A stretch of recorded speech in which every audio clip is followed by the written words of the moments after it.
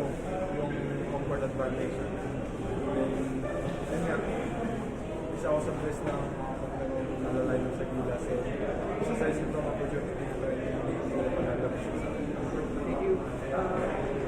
Bilang yung first na Gilas State pa na ano dati lang, siguro ako mas gano'n ka motivated na your partner Sheldon are also going to watch them play against the New Zealand and Hong.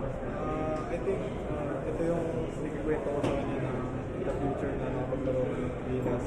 Then hopefully na makuha din siya in the future. Pero added motivation na lang.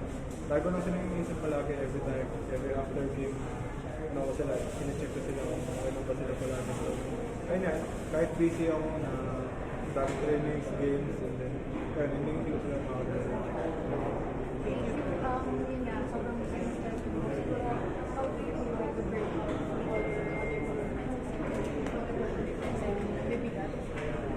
I think number one credit ko is si Coach Yusay na yung SNC coach namin na alam niya kasi kung anong load yung inaan sa katawan ko, dedeload ako. So that's the factor na ng recovery, alam niya lahat. So, tiwala lang ako sa system niya, lagi ko sinusunod ko yung gusto niya. So, if nakapin ko na medyo nakapagod na, sabi niya naman ako. So, yun, two ways rin yung dalawa nila.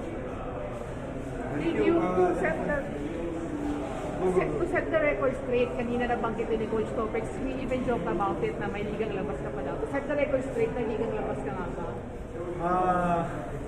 For my family, ginawa ko lang. Pero yung ganong kalaking halaga, hindi totoo yun. Never.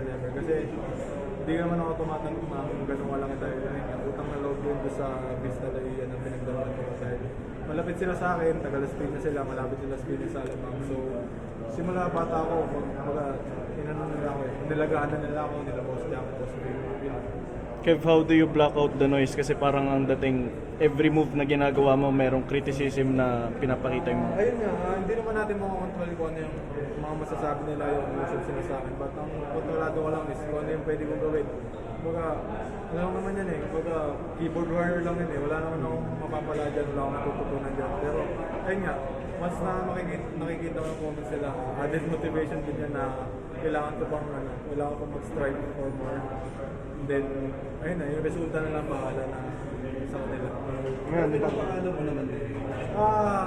Lahat ng galaw ko pinapaalam ko sa management namin, kay Coach Topex, sa lahat ng coaching staff. Then, may bas-bas naman sila na, ayun, ingatan mo lang sarili mo kasi rule number 1 namin sa team, use your judgment eh.